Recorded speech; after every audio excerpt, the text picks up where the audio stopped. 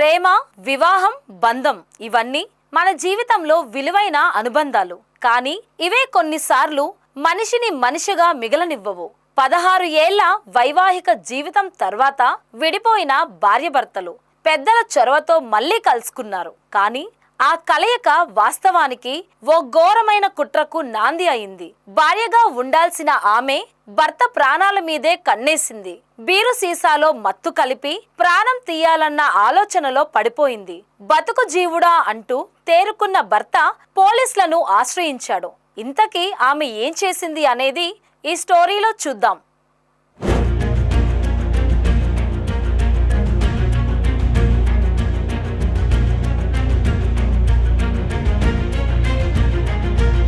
వనపర్తి జిల్లా పెద్దగూడెం తండాకు చెందిన నానావత్ రామ్దాస్ నాయక్కు 2009లో అదే జిల్లాలోని మర్రికుంటకు చెందిన జ్యోతితో వివాహమైంది. పెళ్లి చేసుకున్నాక కొద్ది రోజులకు హైదరాబాద్ శివారు బాలానగర్కి వచ్చి కూలి పనులు చేసుకుంటూ జీవనం సాగించారు.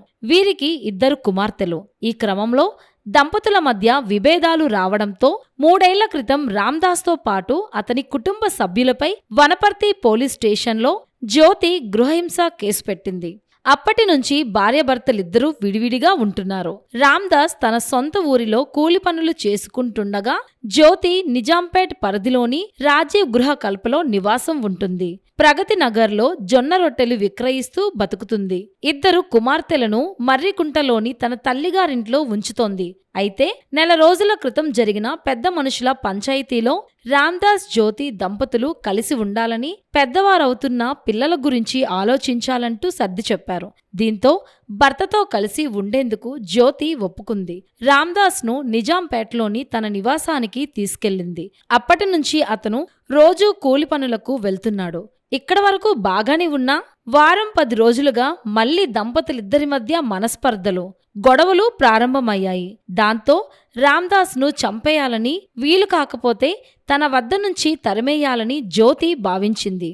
అందుకు జ్యోతి ఏం చేసిందో చూడండి.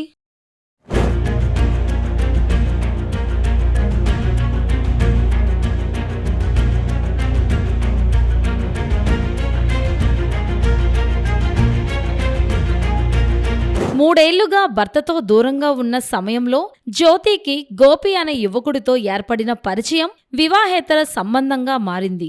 మరో 3తోనూ ఆమె సన్నిహితంగా ఉన్నట్లు తెలుస్తోంది. ఈ క్రమంలో గోపితో పాటు బంధువు హేమంత్ నాయక్తో కలిసి భర్త అడ్డు తొలగించుకునేందుకు జ్యోతి పథకం రచించింది. గత నెల 26న రాత్రి 9 గంటల సమయంలో రొట్టెలు చేస్తున్న తన దగ్గరకు రావాలని భర్తకు సూచించింది. అప్పటికే వారి ఇంటి వద్దకెళ్లి వేచి చూస్తున్న గోపి, మీ భార్య జ్యోతి పిలిచిందంటూ రామ్దాస్ను బైక్పై ఎక్కించుకుని ఆమె దగ్గరకు తీసుకెళ్లాడు. జ్యోతి దగ్గర జొన్న రొట్టెలు కొనుగోలు చేసినట్లు నటించాడు. అక్కడి నుంచి వైన్ షాప్కెళ్లి బీరు తాగుతానని చెప్పగా భర్తను కూడా గోపి వెంట వెళ్లి తాగి రమ్మని జ్యోతి సూచించింది. తాను అప్పటికే తాగి తినేశానని, మళ్లీ తాగనని రామ్దాస్ సమాధానం చెప్పాడు. పథకాన్ని ఎలా అయినా అమలు చేయాలని భావించిన జ్యోతి గోపి వెంట వెళ్లాల్సిందేనని ఒత్తిడి చేసింది. అతనే డబ్బులు పెట్టి బీర్లు తాగిస్తాడని తనకు తెలిసిన వ్యక్తే అంటూ బురడీ కొట్టించి పంపించింది. వైన్ షాప్లో 2 బీర్లు తీసుకున్న గోపి అక్కడ గందరగోళంగా ఉందని, సమీపంలో ఉన్న ఖాళీ ప్రదేశానికి వెళ్లి ప్రశాంతంగా తాగుదామని రామ్దాస్తో చెప్పాడు. బౌరంపేటలోని లహరి గ్రీన్ పార్క్ ప్రాంతానికి తీసుకెళ్లాడు. అప్పటికే అక్కడ హేమంత్ నాయక్ కూడా కాచుకుని ఉన్నాడు. అదే సమయంలో గోపి తన స్నేహితుడు శ్రీకాంత్కు ఫోన్ చేసి లహరి గ్రీన్ పార్క్ ఏరియాకు రమ్మని రామ్దాస్పై దాడి విషయం చెప్పాడు. దీంతో శ్రీకాంత్తో పాటు సుబోధ్, కరీముద్దీన్లు అక్కడికి చేరుకున్నారు. అప్పటికే రామ్దాస్ను మాటల్లో పెట్టి 2 బీర్లు ఒక్కడికే తాగించారు.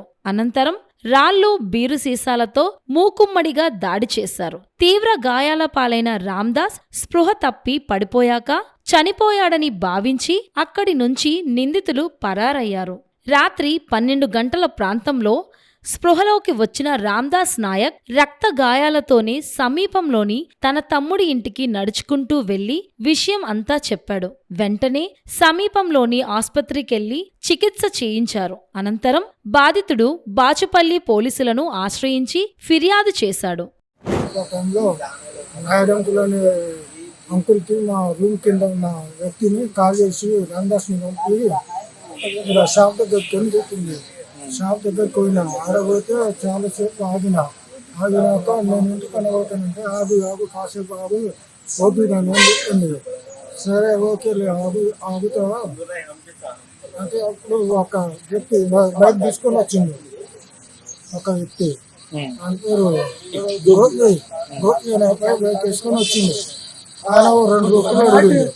మా భార్య పార్సల్ చేసి ఇచ్చేసింది.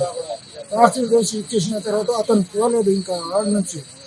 పోకపోతే ఏమైంది పోతలేము అంటే కాదన్నా ఇక్కడ వైన్ షాప్కి పోతాను నేను అంటే సరే నువ్వు కూడా రా అని చెప్పి నేను రానన్నా నేను తాగేసి తినేసి ఉన్నా నేనేమో రాను అంటే మా భార్య ఉంది ఆగు ఏడిపోతావు కానీ ఆయన వెనకాల నువ్వు డబ్బులు ఏం పెట్టద్దు నీళ్ళు చూపిస్తుండే అని చెప్పింది. నేను వద్దు నేను తాగేసి ఉన్నా తిన్నాక నేను తాగలేను అని చెప్తే కూడా నాకు ఫోర్స్ చేసి నువ్వు వెళ్ళాలి కంపల్సరీ అని ఆ బాబు వెనకాల పంపించేసింది.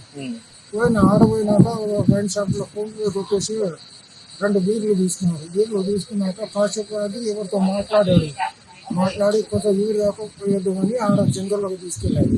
ఈయన తాగుదాం ఈరోజు వైన్స్ దగ్గర గలీజ్గా ఉందని చెప్పిండు. గలీజ్గా ఉందంటే సరే తాగేసిపోతామని కాసేపు తాగినాము. మేము ఇద్దరమే ఉన్నాం. అలాగే ఎంతకెళ్ళి 2-3 వచ్చేసారు. 2 వ్యక్తులు వచ్చేసి మొత్తము గోర్ల కలిసి కొట్టి రాళ్ళు వేసుకొని బ్లూ గ్లాస్ తీసాతో అప్పుడు ఎవరు లేరు సార్.